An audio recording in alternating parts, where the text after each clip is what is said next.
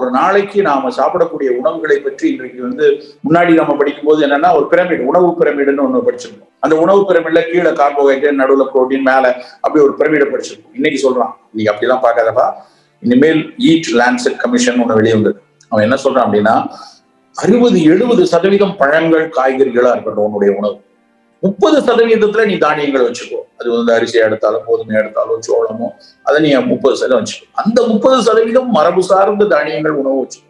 அரிசியில மாப்பிள்ளை சம்பா, காட்டு யானம், கருங்குருவை அரிசி, கருப்பு கவுனி அரிசி, ஒரு அரிசி மருத்துவ குணம் உடையது. இதெல்லாம் ரொம்ப முக்கியம். நம்ம வெள்ளை வெளேர்னு அரிசி இருக்கணும், அப்படியே மல்லிகைப்பூ மாதிரி இட்லி இருக்கணும், பொல ஒயிட் ரைஸ் ஆகணும்னு நினைச்சதுதான் அரிசியே ஒரு சுகர் கெர்னலா மாறிடுச்சு.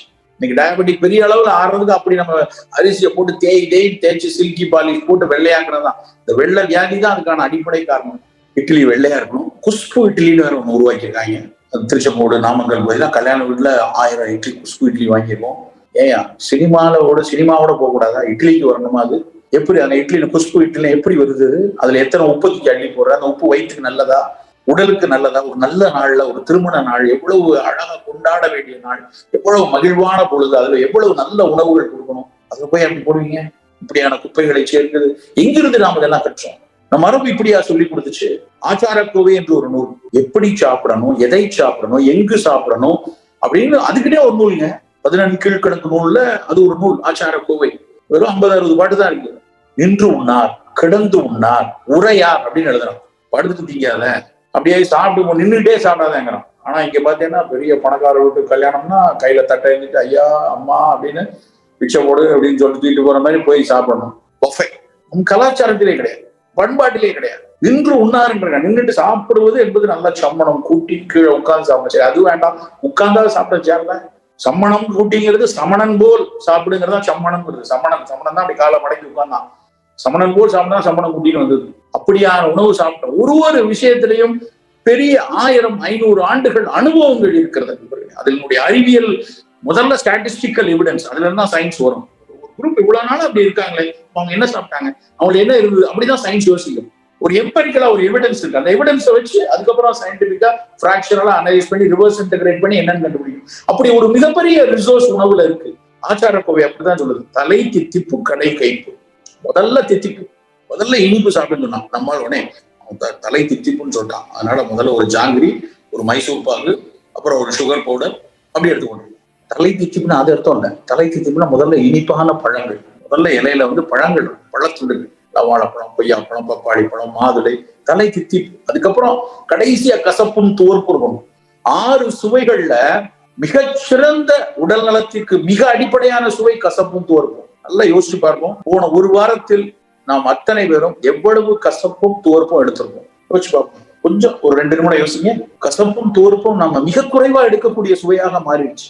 ஆனால் கசப்பு சுவையிலையும் துவர்ப்பு சுவையிலும் தான் ஏகப்பட்ட மருத்துவ குணங்கள் இருக்கு. போலாரிக் டு நான் போலாரிக் எக்ஸ்ட்ராக்ட்ஸ், நான் போலாரிக் எண்ணெய், போலாரிக் எண்ணெய் ஹெக்சைன்ல எது கரையும், வாட்டர்ல எது கரையும் அப்படிங்கிறது. சில இதெல்லாம் ஆயில் எல்லாம் ஹெக்சைன்ல கரையும், தண்ணியில ஸ்வீட் சால்ட் எல்லாம் கரையும். இப்படிலாம் அந்த கரையிறத வச்சு பிரிச்சு பார்த்தா அந்த ஹெக்சைன்ல கரையிற விஷயங்கள், அது ஃபீனால்ஸ், ஆயில்ஸ், டெர்பினைன்ஸ், டைமோகேனன்ஸ், இதெல்லாம் அந்த ஆல்கஹால்ல தான் கரைச்சு போகும். அந்த விஷயங்கள் எல்லாமே மருத்துவ குணத்துல மிக மிக மிக முக்கியமானது. அவை எல்லாம் அடங்கி இருக்கிறது கசப்புலையும் துவர்ப்புலையும் தான் இருக்கும். கொஞ்சம் மனமூட்டிகள்ல இருக்கும், வாலட்டைல் ஏஜென்ட். அதுலதான் மருத்துவ குணம் இருக்கு. இனிப்பு உப்புலாம் எனர்ஜி கொடுக்கும், அது தற்காலிகமா ஒரு சில இது கொடுத்துட்டு இருக்கும், அவ்வளவுதான். நம்ம உணவுல தினம் தினம் கசப்பும் துவர்ப்பும் சேர்ந்து கொண்டே இருக்கணும். கசப்பும் துவர்ப்பும் சேர சேர நமக்குடைய எதிர்ப்பாற்றல் நல்லா இருக்கும். இந்த inherit and acute immune system நல்லா இருக்கணும்னா ஆரம்பத்திலிருந்து நம்முடைய உணவு மிகச்சிறப்பாக கசப்பும் துவர்ப்புமா இருக்கணும். கசப்பும் துவர்ப்புமாக இருக்க வேண்டும் என்றால் இருந்தால்தான் நம்முடைய பித்தம் சீராக இருக்கும். உடலினுடைய பித்தம் கரெக்டா இருக்கணும். பித்தம் கூடுனாலும் பிரச்சனை, குறைஞ்சாலும் பிரச்சனை. பித்த வன்னியாய் காத்து என்று சொல்லுவோம். வாதமாய் படைத்து பித்த வன்னியாய் காத்து சேர்த்து மசீதமாய் துடைத்துமா. பித்த வன்னி நல்லா இல்லைன்னா, வன்னினா ஃபயர், பித்தம் உடல்ல இருக்கக்கூடிய ஃபயர் நல்லா இல்லைன்னா நீர் சேர்த்து மசீதமாய் துடைத்து, சீதம் துடைச்சிடும். அப்ப அந்த ஃபயர் நல்லா வச்சுக்கணும்னா நீ கசப்பும் தோற்கும் சரியா சாப்பிட்டு. நண்பர்களே, நம்முடைய உணவுல கசப்பை தேடி தேடி சாப்பிடும். எது கசப்பா இருக்கோ, எது துவர்ப்பா இருக்கோ அடிச்சு சொல்லலாம் அதுல மருத்துவ குணம் இருக்கு. ஒரு மஞ்சள், ஒரு வேப்பலை, ஒரு சுண்டக்காய், ஒரு கருவேப்பிலை, ஒரு வெந்தயம், ஒரு ஆவணம், அத்தனையிலும் கசப்பும் துவர்ப்பும். குடிக்கிற பானத்துல ஆவாரை குடிநீர் ஏன் சொல்றோம்? காலையில ஆவாரை குடிங்க, சக்கரை வியாதி இருக்கா, பருமனா இருக்கீங்களா, ரத்த கொழுப்பு இருக்கா, ஆவாரை குடிநீர் குடிங்க. எதுக்கு? ஆவிரை கொன்றை நாவல் அலைகடல் முத்தம் கோஷ்டம் மேவிய மருதத்தூளும் விருதிட ரொக்க கொண்டு காவிரி நீரும் மற்றும் கடல் நீரும் மற்றும் தானே. ஆவாரையோட அந்த ஒரு 7-8 மூலிகைகள் சேர்ந்து அந்த கஷாயம் குடிச்சா காவிரி நீரும் மற்றும் கடல் நீரும் மற்றும், காவிரி நீர் இனிப்பா இருக்கும், யூரின் இனிப்பா இருக்கிறதுனா யூரின் கிளைகோசூரியா, சக்கரை வியாதியில யூரின் 1+, 2+ அப்படின்னு போடுறாங்க இல்லையா, குளுக்கோஸ் யூரின்ல போயிட்டு இருக்கு அப்படின்னா ஆவாரை கஷாயம் தான். புரதம் புரோட்டீன் 1+ இருக்குன்னா அது உப்பு நீர், புரோட்டீன் போச்சா அதுக்கும் ஆவாரை குடிநீர் தான். எவ்வளவு ஒரு முக்கியமான ஒரு எளிய மூலிகை அது. மானாவாரி நிலத்துல நீங்களா, நான் வரும்போது கார்ல வரேன், அப்படி நிலத்துல பல நிலங்கள்ல ஆவாரை பூத்து குலுங்கி கிடக்கு. ஆவாரை பூத்திருக்க சாவாரை கண்டதுண்டோ அப்படின்னு சொல்லி படுவாங்க சித்தர்கள். அவ்வளவு சிறப்பான தமிழ் உணவுகள் ஏராளமா குடி. அப்போ காலையில இந்த மாதிரி பானங்கள் குடிங்க. மதிய உணவுகள்ல நம்முடைய உணவுல சிறுதானியங்கள், நல்ல மரபு அரிசி ரகங்களை தேடி எடுத்து அவற்றை 30-40% வச்சுப்போம். 60-70% காய்கறிகள், பழங்கள் சாப்பிடுவோம். அந்த பழங்கள் அருகாமையில் கிடைக்கக்கூடிய பழங்கள் சாப்பிடுவோம். சார் நான் மெக்சிகன்ல இருக்கேன், நான் எங்க போறது? உங்க ஊர்ல விளையிற கொய்யா பழத்துக்கும் நவ்வா பழத்துக்கும்னா உங்க ஊரில் விளையக்கூடிய பழங்களை எடுத்துக்கோங்க. உங்க வீட்டுக்கு பக்கத்துல, உங்க தோட்டத்துல நியர்பை இருக்கக்கூடிய பழங்கள் எடுத்துக்கோங்க. ஒரு விஷயம் நல்லா புரிந்து கொள்ளணும், சூழலுக்கு இசைவாக வாழ வேண்டும் என்றால் நாம் வசிக்கக்கூடிய பகுதியில் அருகாமையில் கிடைக்கக்கூடிய விளையக்கூடிய விஷயங்களுக்கு முக்கியத்துவம் கொடுக்கலாம். உங்க ஊர்ல என்ன விளையுதோ, உங்க ஊர்ல வாழைப்பழம், உங்க ஊர் பழம் விளையுதோ அந்த பழம் சாப்பிடுங்க. நான் இருக்கக்கூடிய சென்னையில சின்னோண்டு ஒரு டப்பால 50 கிராம், அன்னைக்கு ஒருத்தர் என் கூட கார்ல வராரு, அவரு இன்னொரு நோயாளியை பார்க்க போறாரு, அவருக்கு ஒரு டப்பா வச்சிருக்காரு. நான் அந்த டப்பா தூக்கி பார்த்தேன், ப்ளூபெரி டப்பா. நான் கேட்டேன், நம்ம ஊர்ல எங்க ப்ளூபெரி விளையுது, இப்படி ப்ளூபெரி காட்டுறீங்க அப்படின்னா, இல்ல சார் இது இம்போர்ட்டட் சார், நான் இப்பதான் வாங்கிட்டு வரேன். அந்த டப்பா அப்படி திருப்பி பார்த்தா எனக்கு அப்படியே திக்குன்றுச்சு. 550 ரூபா, 100 கிராம் 550 ரூபா டப்பா. தெரியுமா சார்? ப்ளூபெரி ஃபுல்லா ஃபேந்தோசைனன்ஸினும், அது பூரா கேன்சர் கூட நல்லது. ஏன் நம்ம ஊர்ல நவ்வா பழம் இருக்கேன், உங்களுக்கு கண்ணில் படலையா? கத்திரிக்காய் கண்ணில் படலையா? நவ்வா பழத்தை வாங்கி கொடுங்க, வாயெல்லாம் நம்ம சின்ன பிள்ளைல சவைச்சு சாப்பிட்டா வாயெல்லாம் ப்ளூ கலர்ல மாறுமே, அது என்னது? ஏசியன் பெயிண்ட்ஸ் அதுல போட்டு செஞ்சிருக்காங்க. அந்த நாக்குல இருக்கிறது நவ்வாப்பழம் ஆந்தோசைனன்ஸ், அது ஒரு பாலிஃபினால், அது ஒரு ஃப்ரீ ராடிக்கல் ஸ்கேவெஞ்சர். ஆனா நவ்வா பழத்தை பத்தி யாரும் பாடி வைக்கல, எழுதி வைக்கல. ஆனா இந்த ஆளுக்கு தெரிஞ்சு வச்சிருக்காரு, ப்ளூபெரியில இருக்கக்கூடிய ஆந்தோசைனன்ஸ் ஒரு ஆன்டி ஆக்சிடென்ட் அப்படின்ட்டு. நம்ம பிரச்சனையே அதுதான். நம் உள்ளூரில் இருக்கக்கூடிய விஷயங்களுக்கான ஒரு அறிவியல் ஆய்வுகள் இங்கே நடக்கல. பெரிய அளவில் நடக்கும், நடந்துட்டு இருக்கு கொஞ்சம் கொஞ்சம், ஆனால் பெரிய அளவுல நடக்கல. அது பெரிய அளவில் இன்ஃபுளுன்சிங்கா உள்ள போல. இவருடைய தாத்தா, மாமா, சித்தப்பா எல்லாம் ஏதாவது உள்நாட்டுல இருப்பாங்க, அவரு போயிட்டு வந்திருப்பாரு, அங்க ப்ளூபெரியை பச்சவனே இங்க தேடி பிடிச்சு வாங்குறாரு. சில பேர், சார் நான் குயின்வா தான் சார் வாங்கி சாப்பிட்றேன் காலையில, எங்க அரும்பாக்கத்துல உள்ளான்னு சொல்றேன். உனக்கு எங்கே குயின்வா? நம்ம ஊர்ல ஃபாக்ஸ்டைல் மில்லட், நம்ம ஊர்ல தினை அரிசி எடுத்து கீன்வா சாப்பிட்டா நல்லது தானே என்கிட்ட வந்து கேட்கறேன். ஏன் சார் அப்படி இருக்கீங்க? நம்ம ஊர்ல தினை அரிசி இருக்கும், நம்ம ஊரு, அவங்க ஊருக்காரங்க அவங்க சாப்பிடணும். ஆஸ்திரேலியாக்காரன் ஓட்ஸ் சாப்பிடட்டும், அமெரிக்கா, சவுத் அமெரிக்காக்காரங்க கீன்வா சாப்பிடட்டும், தப்பே இல்லை. அவங்கவுங்க என்ன பக்கத்துல விளையுதோ அதை நம்ம ஊரில் வாங்கி சாப்பிடக்கூடிய ஒரு பண்பாட்டை நாம் வளர்த்துக் கொள்ளும். நண்பர்களே, நம்மிடம் ஏராளமான நம் உணவு கட்டமைப்புகள் இருக்கு. சுவை அடிப்படையில் கசப்பும் துவர்ப்புமான உணவுகளை பெருவாரியா எடுத்துக்கொள்ளும். பழங்கள் தேர்ந்தெடுத்து பழங்களை நிறைய சாப்பிடணும். உங்களுடைய சாப்பாடுல ஒரு 60-70% பழங்கள் இருக்கு. புலால் என்றால் உங்களுக்கு முதல் தேர்வு மீன்களா இருக்கட்டும். மீன்கள்ல தான் மிகச்சிறந்த சத்து இருக்கு. மீன் உணவுகளை நிறைய எடுத்துக்கொள்ளுங்க.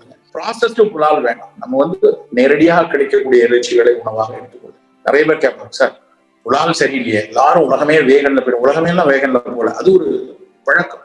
நீ ஏதாவது ஒரு உணவு திட்டத்தில் இருந்து உனக்குன்னு ஒரு விஷயம், உடலுக்கு ஏற்ற உனக்கு பிடிச்சமான ஒரு விஷயங்கள் இருந்து அதை பின்பற்றுங்க, தப்பு இல்லை. வேகன் டயட்டா, பாலியோ டயட்டா, GM டயட்டா, இன்டர்மீடியன்ட் ஃபாஸ்டிங்கா, இல்ல கீட்டோஜெனிக் டயட்டா, ஏதோ ஒண்ணு பின்பற்றி நான் எடையை குறைக்கணும், சக்கரை வியாதியை கட்டுப்படுத்தணும் அப்படின்னா உன் மருத்துவர் ஆலோசனைப்படி, உன்னுடைய உடல் நல்லா இருக்கு, உன் கிரியாட்டினின் நல்லா இருக்கு, உன் ட்ரைகிளிசரைட் நல்லா இருக்கு, உன்னுடைய LDL சிறப்பா இருக்கு, HDL குறையெல்லாம் கூட தான் இருக்கு, இப்படி எல்லாம் உன்னுடைய மருத்துவர் சொல்லி, சரி நீ கொஞ்ச நாள் இதை எடுக்கலாம், நீ கொஞ்ச நாள் இந்த சொன்னா அவர் ஆலோசனைப்படி அந்த ஃபாஸ்டிங்கையும் அந்த ஒரு உணவு திட்டத்தையும் எடுத்துக்கணும். தடாலடியா தெரியுமா அவங்க எல்லாம் அந்த ஃபாஸ்டிங் நம்மளும் நாளையில இருந்து ஆரம்பிச்சிருவோமா?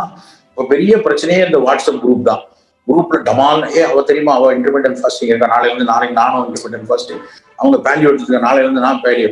சில பேர் நடுவுல கொஞ்ச நாள் பேலியோ பெரிய அளவுல பிரபலம் ஆகும்போது அவன் ஏதோ ஒரு இந்த பிரசங்கிகள் மாதிரி, நாளையிலிருந்து நீங்கள் பேலியோவுக்கு மாறுங்கள், உங்களுக்கு ஆண் குழந்தை பிறக்கும் அப்படி எல்லாம் பேசுற அளவுக்கு ஆயிட்டாங்க. அப்படி நாம் போய் ஒரு முட்டாள்தனமாக ஒரு உணவு திட்டத்துக்குள்ள போய் சிக்க வேண்டாம். நம் உணவு திட்டம் நம் உடலுக்கு என்ன வேணும், நமக்கான உணவு திட்டம், எல்லா உணவும் சிறப்பு. ஒரு அக்கறை தான் இப்படியான திட்டங்களை உருவாக்குறது. ஆனால் அந்த அக்கறையில் சொல்லக்கூடிய விஷயங்கள் நம் உடலுக்கு ஏற்றதா என யோசிச்சு நாம எடுத்துக்கொண்டோம். நம்முடைய உணவுல மிக மிக அக்கறை வேணும். நவீன அறிவியல் சொல்றது vitamin C, zinc, vitamin D நல்லா வைத்துக் கொள்ளுங்க. இந்த ஜிங்க் எல்லா கீரைகள்ல, தானியங்கள்ல, நிலக்கடலையில எடுத்துக்கொள்வோம். விட்டமின் சி எலுமிச்சம்பழம், நெல்லிக்காய், ஆரஞ்சு பழத்துல அதை எடுத்துக்கொள்வோம். விட்டமின் டி சூரிய ஒளி படும்போது நம்ம உடல் சிந்தசிஸ் பண்ணும். ஆனா பெரிய அளவுல உணவுல இல்ல, மஷ்ரூம்ல கொஞ்சம் இருக்கு. அதெல்லாம் தாண்டி முக்கியமான விஷயம் என்ன அப்படின்னா, மணமூட்டிகள் மிகப்பெரிய அளவுல. மணமூட்டிகள்ங்கிற ஸ்பைசஸ், அந்த ஸ்பைசஸ்னா இஞ்சி, பூண்டு, சீரகம், பெருங்காயம், மிளகு, வெந்தயம், லவங்கப்பட்டை, அன்னாசி பூ, அத்தனை மணமூட்டிகளும் நோய் எதிர்ப்பாற்றலை கூட்டுவதற்கோ, புற்றுநோய்கள் மாதிரியான விஷயங்கள் வராமல் தடுப்பதற்கு ஏதாவது ஒரு சின்ன, எப்படி ஒரு அணில் உதவியது என்று படிப்போம், அது மாதிரி ஒரு அணில் மாதிரி மணமூட்டி உதவி செய்யும். நிறைய ஆய்வு கட்டுரைகள் வெளியாயிருக்கு. பல ஆன்டிவைரல் ட்ரக்கும் சரி, பல ஆன்டி கேன்சர் ட்ரக்கும் துவங்குற புள்ளி ஸ்பைசஸ்ல இருந்துதான். நல்லா ஞாபகம் வச்சுக்கணும். ஸ்பைசஸ்ல இருந்துதான் ஆய்வுகளை துவங்கும். இன்னைக்கு உலகம் முழுக்க பயன்பட்டு வரக்கூடிய டாமி ஃப்ளூ, டெங்கிக்கும் சரி, ஏவியன் ஃப்ளூக்கும் சரி, பல ஃப்ளூக்கு பயன்படுற அந்த டாமி ஃப்ளூ, அதனுடைய அதனுடைய கெமிக்கல் நேம் அசமல்டாவீர். அது தேர்ந்தெடுத்து வந்தது எங்கிருந்து வந்துச்சுன்னா, அன்னாசி பூ அப்படிங்கிற ஸ்டார் அனைஸ் இருக்கு இல்லையா, பிரியாணில நம்ம போடுற ஸ்டார் அனைஸ், அதுல இருந்துதான் அவங்க ஷிகிமிக் ஆசிட பிரிச்சு எடுத்து அசமல்டாவீர் கொண்டு வராங்க. இன்னைக்கு கருஞ்சீரகத்துல, சீரகத்துல, லவங்கப்பட்டையில, மிளகுல, திப்பிலியில, கடுக்காயில, இஞ்சியில, எல்லாத்துல இருந்தும் இது மாதிரி மாலிகுலை பிரிச்சு எடுத்து அதன் மூலமாக ஒரு ஆன்டி கேன்சர் ட்ரக், இது மாதிரியான ஆன்டிவைரல் ட்ரக்குக்கான ஆய்வுகள் அமெரிக்காவிலும் ஐரோப்பாவிலும் பெரிய அளவில் நடந்து கொண்டிருக்கிறது. அப்ப அந்த விஷயங்களை நம்ம சமூகம், நம் பண்பாட்டு கூறுகளாக, நம் உணவு திட்டங்களாக எத்தனையோ விஷயங்களை சொல்லியிருக்காங்க. அவற்றை நாம் உணவில் நம்ம அன்றாட எடுத்துட்டு வர்றது ரொம்ப ரொம்ப ரொம்ப முக்கியமான ஒரு விஷயம். மணமூட்டிகளை நம்ம அன்றாட உணவில் எடுத்துக்கொள்வோம்.